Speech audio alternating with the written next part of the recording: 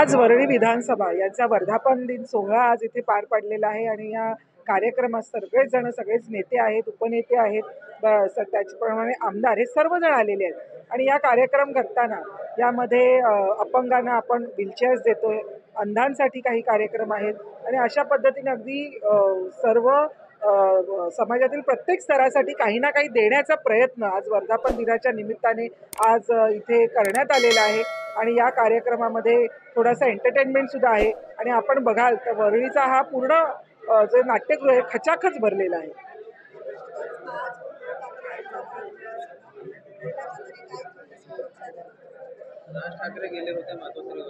मला असं वाटतं की भावाने जर भावाला भेटलं तर याच्यामध्ये काय न्यूज आहे हे मला माहिती नाहीये. आधी भाऊ वेगळा का झाला हे कुणाला माहिती नाहीये, तेव्हा का शुभेच्छा दिल्या नाहीत गेले इतके वर्ष ते कुणाला माहिती नाही, 8 वर्ष ते मातोश्रीवर का गेले नाही हे कुणाला माहिती नाही. त्याच्यामुळे ह्या एखादा भाऊ जर आपल्या भावाला शुभेच्छा देत असेल तर याच्यात मला वाटतं याच्यामध्ये न्यूज होण्यासारखं काही नाहीये. हे फक्त एक हाईप केलेली गोष्ट आहे आणि सकाळच्या भोंग्याला उद्या बोलण्यासाठी अजून एक विषय आहे, बाकी याच्यामध्ये फार काही महत्व नाही. मात्र शिकल जर पाहायला गेलं तर त्यांनी ट्विट केलेलं होतं राज ठाकरे, त्याच्यामध्ये उल्लेख केलेला होता की शिवसेना प्रमुख उद्धव ठाकरे कसं बघताय ते त्यांच्या पक्षाचे पक्षप्रमुख आहेतच, त्याच्यामध्ये काही वेगळा विषय असण्याची गरजच नाहीये. तर मला असं वाटतं एक भाऊ आपल्या भावाला भेटायला गेला, अनेक वर्षांनी का होईना परंतु गेले ते तिथे आणि मला वाटतं उद्धव ठाकरेंच्या चेहऱ्यावरचा आनंद सगळ्यांनीच बघितला असेल. तो का असेल, फक्त भाऊ वाढदिवसाला भेटायला आला एवढाच आनंद नसावा, पुढे सुद्धा तो भावानी माझ्याबरोबर राहावं हा कुठेतरी एक त्याच्या मागचं एक सुप्त इच्छा त्यांची असावी. त्याच्यामुळे मला असं वाटत नाही ह्याच्यामध्ये काही न्यूज आहे. अगदी मला वाटतं आपण अगदी कोणालाही जे कोणी ज्यांचा वाढदिवस असतो किंवा कुठलाही शुभप्रसंग असतो तर आपण सगळ्यांना शुभेच्छा देतात. तर मला असं वाटतं की शुभेच्छा देण्यास काहीच हरकत नाही आहे.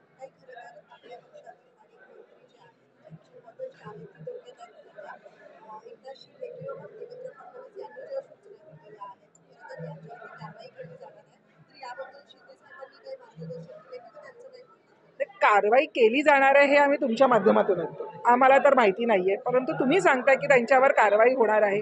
मला असं वाटतं की आमदारांचे काही गोष्टी चुकल्या असेल तर त्यांची कानउघाडी त्या पक्षाच्या लोकांनी केली. अजितदादांनी त्यांच्या पक्षातल्या आमदारांची केली आहे, शिंदे साहेबांनी त्यांच्या पक्षातल्या आमदारांची केलेली आहे, मला वाटतं फडणवीसांनी सुद्धा त्यांच्या पक्षातल्या आमदारांची केली असेल तर त्याच्यामुळे त्यांची लगेच पदच काढली जाणार आहे वगैरे असा जो काही प्रचार आणि प्रसार चाललेला आहे तो चुकीचा आहे असं मला वाटतं.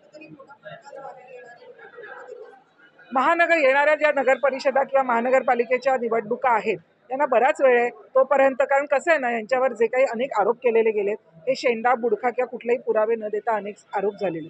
आमचं म्हणणं आहे की जर काही पुरावे असतीलच तर ते तुम्ही द्यावे, ते समोर ठेवा. रोज मीडियासमोर बोलता ना सकाळी, मग पुरावे पण दाखवा ना, नुसतंच येऊन बडबड कशाला करता. त्यांनी पुरावे दाखवावेत. ते आमच्यावर विश्वास नसेल पोलिसांकडे जावं, अगदी ज्या यंत्रणेवर त्यांचा विश्वास आहे त्या यंत्रणांकडे जावे आणि ते पुरावे द्यावेत आणि मग बोलावं. पुराव्याशिवाय तुम्ही बोलू नका आणि आरोप करू नका.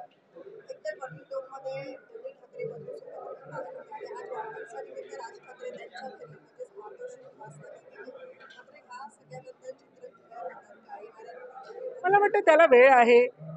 जरी भावाला भेटायला गेले असतील तरी तो भावाचा स्वभाव काय आहे आणि कुणामुळे जेव्हा राज ठाकरेजी बाहेर पडलेले तर त्यांनी सांगितलेलं की माझा विठ्ठलाशी भांडण नाही, माझं बडव्यांशी भांडण आहे. तर त्यातले बडवे कोण हे त्यांनी एकदा स्पष्ट करावं. तर मला असं वाटतं की एखादा भावाला भाऊ भेटायला गेला, वाढदिवसाच्या शुभेच्छा दिल्या तर याच्यामध्ये काही फार हुरळून जाण्याची गरज नाही आहे.